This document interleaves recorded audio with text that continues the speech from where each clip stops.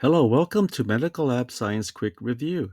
We will present autoantibodies and autoimmune disease for the hypothalamus, pituitary, thyroid, and adrenal gland axis, talking about the basic etiology of three important diseases: Graves' disease, Hashimoto's chronic thyroiditis, and Addison's disease.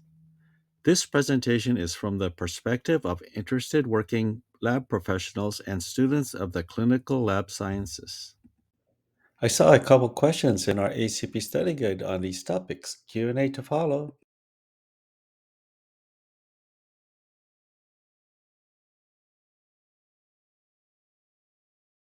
Please preview our other video, Autoimmune Concepts, a quick review for the clinical lab. It's an introduction to basic immunology concepts and includes a discussion of self-tolerance. For this intro to basic thyroid endocrinology, let's focus on the hypothalamus and pituitary for now. The hypothalamus secretes thyrotropin releasing hormone, TRH, which stimulates the pituitary gland to secrete TSH, thyroid stimulating hormone.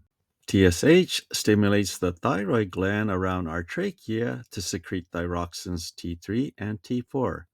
We'll talk about a reverse T3 later. This forms the hypothalamus pituitary thyroid axis.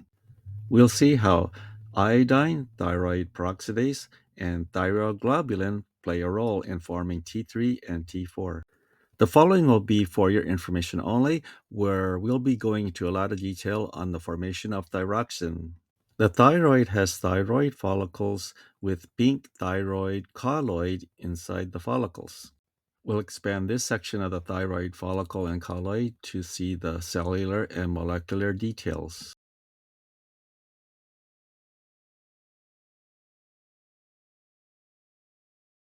Thyroid follicle cells are tiny, efficient factories to produce thyroglobulin, a protein carrier molecule for tyrosine and its iodinated derivatives. Tyrosine is an amino acid that is conjugated to thyroglobulin. Transport vesicles carry it to the thyroid colloid, where thyroid peroxidase enzyme catalyzes the iodination of tyrosine with the help of hydrogen peroxide to form bound monoiodotyrosine, diiodotyrosine, T3 and T4.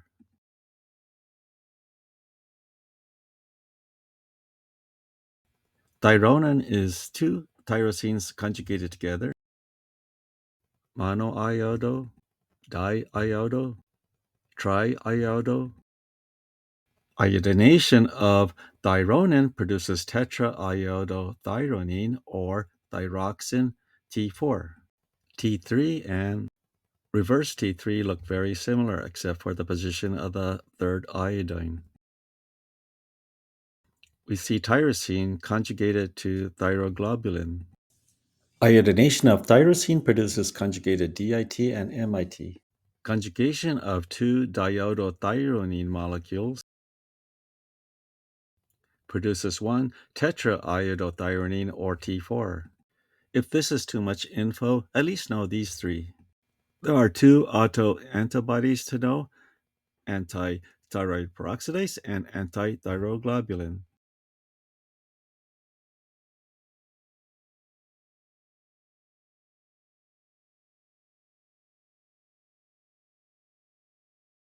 T3 and T4 is released into the bloodstream. T3 and T4 hormones act on our physiology to increase our metabolism, our basal metabolic rate, and are essential for growth and development, heart and muscle function, brain development, and maintain bone health.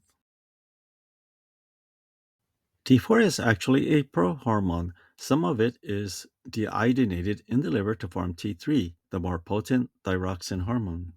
TSH hormone promotes the process of thyroxin production and release, while T3 and T4 provides negative feedback inhibition for homeostatic control, slowing the process down to avoid hyperthyroidism.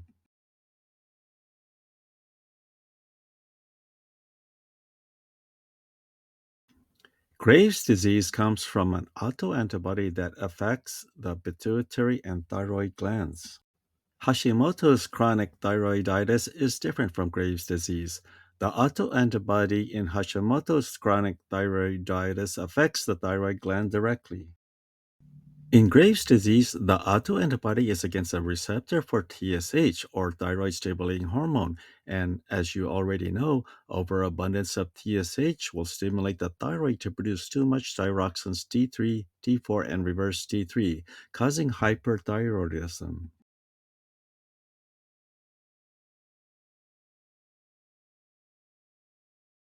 Hyperthyroidism sometimes affects the eyes, as they look bug-eyed and protrude in a sign called exophthalmos.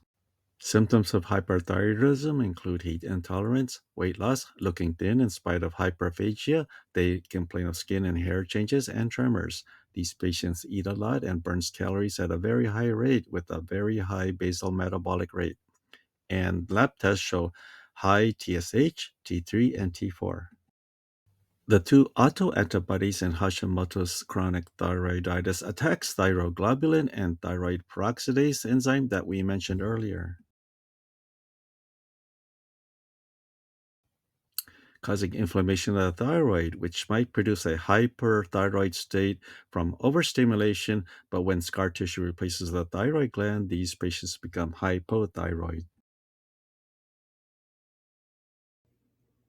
Let's take that endocrinology axis framework and learn about how the adrenal glands work, which appears analogous to the thyroid axis. Corticotropin releasing hormone, or CRH, is secreted by the hypothalamus to stimulate the pituitary gland.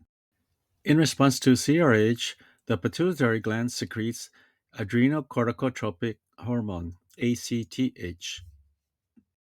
In response to ACTH, the adrenal glands above our kidneys secrete cortisol and aldosterone.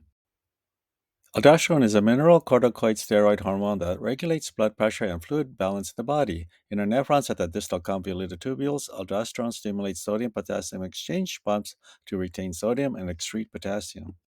Hyperaldosterone will lead to sodium retention that will lead to higher blood pressures, fluid retention, and edema. But in Addison's disease, adrenal insufficiency will lead to dehydration, low blood pressures, dizziness, headaches, rapid shallow breathing, and muscle weakness. Cortisol and aldosterone provides negative feedback inhibition if there is too much production. Autoantibodies against the adrenal cells destroys these endocrine cells that produce cortisol and aldosterone, leading to primary adrenal insufficiency, known as Addison's disease.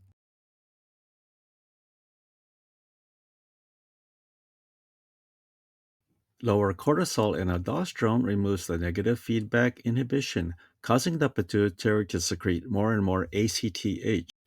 ACTH causes darkening of the skin, one of the signs of adrenal insufficiency.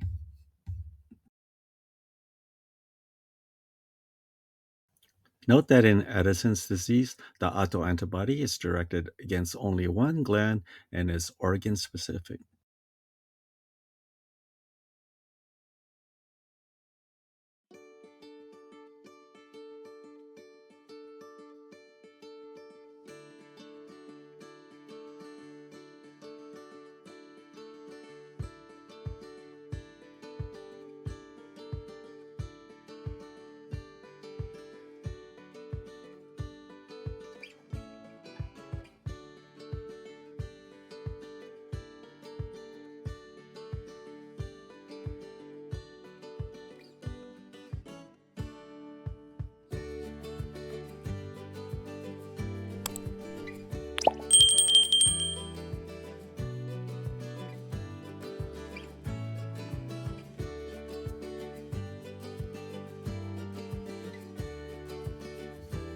Thank you for your time, attention, support, and we hope to see you in our next video.